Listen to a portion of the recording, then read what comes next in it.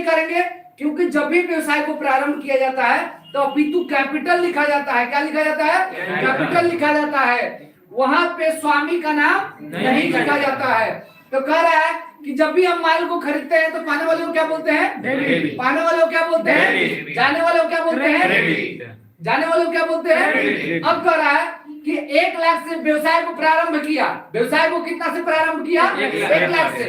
वहां पे व्यवसाय में हम कपिल देव को न लिखकर क्या लिखेंगे? कैपिटल लिखेंगे। क्या लिखेंगे? कैपिटल लिखेंगे। तो कैश अकाउंट डियर, यानी हम बिजनेस को क्या करते हैं? किसी भी चीज को सेल करते हैं, बेचते हैं, तो मुझे क्या मिलता है? पैसा मिलता है। और पाने वाले को क्या बोलते हैं मेरे भाई? पाने वाले को क्या बोलते हैं? तो जब भी हम पूंजी को बेचेंगे तो ये क्रेडिटर हो गया। जाने वाले को हमेशा क्रेडिट बोलते हैं और पाने वाले को हमेशा क्या बोलते हैं? डेबिटर बोलते हैं। तो कैश अकाउंट क्या हो जाएगा? डियर 1 लाख रुपया। और उसके बदले क्या होगा? जा रहा है ना, हमारी पूंजी जा रही है, तो टू कैपिटल अकाउंट हो जाएगी। ठीक है, तो पाने वाले को डेबिटर और जाने वाले को क्रेडिटर बोलते हैं। अगर इस तरह का सवाल आपके स्क्रीन पे कहीं भी आ जाएगा तो आप तुरंत क्या कीजिएगा? Started business with cash.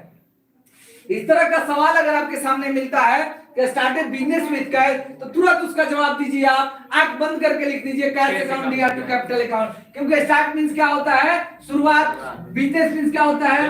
व्यवसाय। विद मतलब क्या होता है? साथ। और कैसे किया गया? कैश पैसे के साथ किया गया। तो पाने वाले को हमेशा क्या बोलते हैं मेरे भाई? पाने वाले को क्या बोलते हैं? पाने वाले को क्या बोलते हैं? पाने वाले को क्या बोलते हैं? डेबिटर बोलते हैं। तो जब भी हम व्यवसाय को प्रारंभ करेंगे तो अगर हम सेल करते हैं या खरीदते हैं तो पैसा हमारा चला जाता है, पैसा चला जाता है और माल आता है, तो पाने वाले को हमेशा क्या बोलते हैं? डेबिटर बोलते हैं। यहाँ परचेज की बात नहीं किया जा रहा है, यहाँ व्यवसाय प्रारंभ हो रहा है। कैसे हो रहा है? पैसा से। तो कैश अकाउंट डियर, आंख बंद करके क्या लिखिएगा? Cash account dear. पाने वाले को हमेशा क्या बोलते हैं? डेबिटर। पाने वाले को हमेशा क्या बोलते हैं? डेबिटर। और पूंजी आपकी जा रही है तो टू क्या आ जाएगा? Capital account. पाने वाले को डेबिटर, जाने वाले को क्रेडिटर। दोनों तरफ क्या हो जाएगा? आपका अमाउंट बराबर हो जाएगा। ठीक है। और जनरल एंट्री बनाने के लिए 5 खातों की आवश्यकता होता है। कितने खातों की आवश्यकता होता है? 5। पाने वाले को डेबिटर बोलते हैं और जाने वाले को क्या बोलते हैं?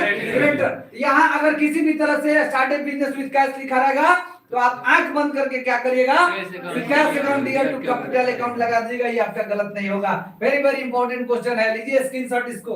ठीक है, इसको याद रखना है हमेशा। कैश अकाउंट डियर टू क्या हो जाएगा? कैपिटल अकाउंट हो जाएगा। अब इसी सवाल में एक और सवाल है, बहुत ही महत्वपूर्ण चीज। अगर हम व्यवसाय को प्रारंभ करते हैं तो उसमें कुछ ना कुछ सामान जरूर खरीदेंगे। खरीदेंगे ना मेरे भाई? तो कह रहा है कि यदि व्यापार का स्वामी नगद, यानी नगद का कैश होता है, और माल क्या होता है? गुड्स होता है। गुड्स मींस क्या होता है? माल होता है। लेकिन वहां माल का जिक्र नहीं किया गया है कि कौन सा माल खरीदा गया, जिक्र नहीं किया गया है। तो माल का जिक्र जब नहीं किया गया है, नाम नहीं खोला गया है, तो वहां गुड्स हो जाएगा। ठीक है। अब यहाँ क्या कर रहा है कि मशीन, इसमें 3 चीज खरीदा रहा है। क्या क्या? 2 चीज खरीदा रहा है। एक पैसा पास में है, पहला कैश, दूसरा माल और तीसरा मशीन। अगर इस तरह का सवाल आएगा तो तीनों को डेबिटर कर देंगे और अपनी पूंजी टू कैपिटल कर देंगे। कैसे? तो यहाँ क्या हो जाएगा? कैश आपका हाथ में है तो कैश अकाउंट डियर। अब इसके बाद क्या खरीदा जा रहा है? माल। तो माल गुड्स का परचेज होता है या गुड्स में लिख सकते हैं परचेज अकाउंट डियर। और इसमें क्या तीसरा खरीदा रहा है? मशीन। Machine account dear. सबको पाने वाले को क्या बोलते हैं? पाने वाले को क्या बोलते हैं? पाने वाले को क्या बोलते हैं? पाने वाले को क्या बोलते हैं? जाने वाले को क्या बोलते हैं? जाने वाले को क्या बोलते हैं? क्रेडिटर। Very good.